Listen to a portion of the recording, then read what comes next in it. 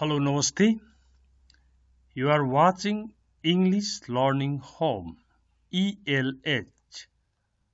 अब यो English Learning Home को युनिट 32 हामी अहिले लगातार टेन्स पढ्दै आएका छौं। यो सिस्टमेटिक ढंगले युनिट 1 देखि अंग्रेजी सिक्दै जाने च्यानल हो। यो च्यानललाई सब्स्क्राइब गर्न, शेयर गर्न पनि नभुल्नुहोला। ओके, आजको लेसन हेरौं। Simple future tense. यो भन्दा अगाडि हामीले सिम्पल प्रेजेन्ट, सिम्पल पास्ट हेरिसक्यौं। अब सिम्पल फ्युचर टेन्सको कुरा हुँदैछ। पहिला सिम्पल टेन्सहरु तीनवटा सकिन्छ। सिम्पल फ्युचर टेन्स सामान्य भविष्यकाल, सब्जेक्ट प्लस विल अथवा स्याल हुन्छ अनि भर्ब वान लाग्छ। धातुमा नेछ लाग्छ भनेको जानेछ, खानेछ, आउनेछ भन्नु पर्यो भने सब्जेक्ट पछाडि विल लगाउनुहोस् अनि भर्ब वान लगाउनुहोस्। यो tense simple present, simple past भन्दा पनि सजिलो टेन्स हो, किनभने यसमा सबैसँग विल प्लस भर्ब वान लगाए हुन्छ। म जानेछु भन्दा आई विल गो हुन्छ भने ऊ जानेछ भन्दा ही विल गो हुन्छ। तिनीहरू जानेछन् भन्दा दे विल गो हुन्छ। धेरै सजिलो छ। यसमा सिंगुलर और प्लुरल ले केही फरक पर्दैन। अब हामी यसको इक्जाम्पल्सहरु हेरौं अनि यसको प्रयोग कहाँ गरिन्छ भन्ने कुरा पनि हेरौंला।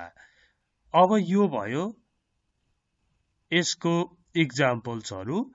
दे विल प्ले फुटबल, तिनीहरूले फुटबल खेल्ने छन् हो। he will play फुटबल, उसले फुटबल खेल्ने छ। यहाँ दे जस्तो धेरै जना बुझाउने सब्जेक्ट हुँदाखेरि will play आयो। अब यहाँ ही जस्तो एकजना बुझाउने सब्जेक्ट हुँदाखेरि पनि will play नै आयो भनेपछि यो सजिलो टेन्स रहेछ भन्ने बुझिन्छ। अब यसपछि इक्जाम्पल्सहरु। म तिनीहरूलाई भरे राति फोन गर्नेछु। I will call them tonight. I will call them tonight. म तिनीहरूलाई भरे राति फोन गर्नेछु। यो जान्ने मान्छेले म तिमीलाई भोलि फोन गर्नेछु भन्नु पर्यो भने I will call you tomorrow. Okay? I will call you tomorrow भन्न पनि सक्छ। त्यस्तै he will लाई I will लाई I'll बनाएको छ। I'll buy a car next month. म अर्को महिना कार किन्ने छु। I'll buy a car next month. Okay? त्यस्तै you will लाई you'll बनाएको छ। You'll know your result tomorrow. तिमीले तिम्रो नतिजा रिजल्ट भोलि थाहा पाउने छौ। You'll know your result tomorrow. Okay? अनि उसले यो काम 5 दिन भित्रमा सिध्याउने छ। He'll finish this work within 5 days. तपाईलाई यो he'll भन्न गाह्रो भयो भने he will finish भन्नु भए पनि हुन्छ। तर he'll finish this work within 5 days. उसले यो काम 5 दिन भित्रमा सिध्याउने छ। त्यस्तै नेक्स्ट हेरौं। अर्को यसको प्रयोग के को लागि हुन्छ भन्दा to express an opinion and ask someone to do something. विचार व्यक्त गर्न तथा कसैलाई केही काम गर्नका लागि अनुरोध गर्न अथवा विचार बुझ्न, उनीहरूको विचार के छ थाहा पाउन पनि will को प्रयोग गरिन्छ। जस्तो I'm sure it'll be all right. म निश्चित छु कि सबै ठीक हुनेछ.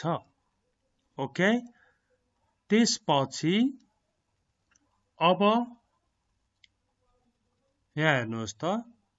I think he'll try for a new job.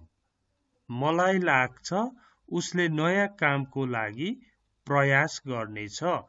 यसमा के बुझ्नु पर्यो? विचार व्यक्त भइरहेको छ. म निश्चित छु, ओपिनियन हो नि यो. I'm sure it'll be all right. फेरि यहाँ हेर्नुहोस् त. I think he'll try for a new job. यो पनि तपाईको ओपिनियन हो. त्यस्तै maybe she'll leave her job. हुन सक्छ उनले उनको काम छोड्ने छिन्. I expect my son will win the race. म आशा राख्छु मेरो छोराले दौड जित्नेछ. Will you move a bit please? कृपया अलि पर सर्नुहुन्छ कि? यसरी प्रयोग गरिएको छ. यो चाहिँ आफ्नो ओपिनियन दिइरहेको छ. अब यहाँ हेर्नुहोस्. Do you think he'll come tomorrow? तिमीलाई ऊ भोलि आउँछ जस्तो लाग्छ? Will you bring me a glass of lemonade? मलाई एक गिलास कागती पानी ल्याइदिनुहुन्छ कि? अब यहाँ हेर्नुहोस्. अघि माथि भनेको छ नि आफ्नो ओपिनियन व्यक्त गर्न, अर्काको ओपिनियन सोध्न र काम लाउन भनेको छ. काम लाउन भनेको चाहिँ रिक्वेस्ट गर्न. जस्तो will you switch on the fan? त्यो फ्यान चलाउनुहुन्छ कि? ओके? त्यो फ्यान चलाइदिनुहुन्छ कि? त्यस्तै will you pass the newspaper? त्यो पत्रिका यता दिनुहुन्छ कि? यसरी रिक्वेस्टको लागि पनि यो फ्युचर टेन्स आउँदो रहेछ. यसपछि हेरौँ है. यसपछि फ्युचर प्रयोग हुने अर्को अवस्था. With the first conditional in the main clause. Conditional sentence भनेको if sentence, if clause. अब यो if clause वाला सेन्टेन्स हुन्छ नि, conditional sentence, त्यसमा दुईटा पार्ट्सहरू हुन्छन्. एउटा if लागेको if clause भइहाल्यो. अर्को मेन क्लज हुन्छ. त्यो मेन क्लजमा चाहिँ will को प्रयोग हुन्छ. जस्तै यहाँ हेर्नु त. यो त यहाँदेखि यता भनेको यो if क्लज भइहाल्यो. यो मेन क्लज भयो. हो? यो मेन क्लजमा will को प्रयोग भएको छ. यहाँ हेर्नुहोस् है. She will tell me if she has a problem. यदि उनीसँग समस्या भए मलाई बताउने छिन्. ओके? अनि I will come to you if I have time. यदि मसँग समय भएछ भने म तिम्रोमा आउने छु.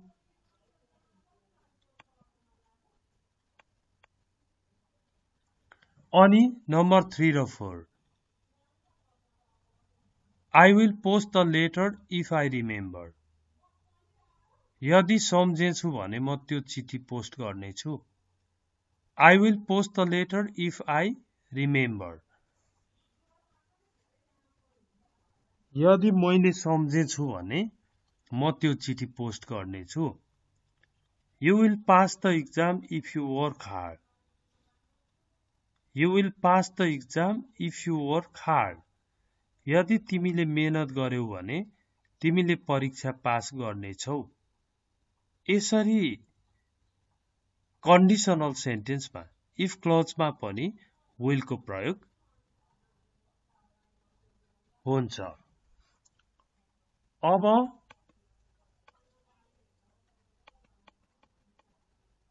ओके. आज हामीले सिम्पल पास्टको कुरा गर्यौं. यो च्यानललाई ग्रो गर्नको लागि, यसरी सिस्टमेटिक अंग्रेजी सिक्दै जानको लागि तपाईले च्यानल सब्स्क्राइब गर्न, प्लस साथीहरूलाई सेयर गरिदिनु पर्ने भयो।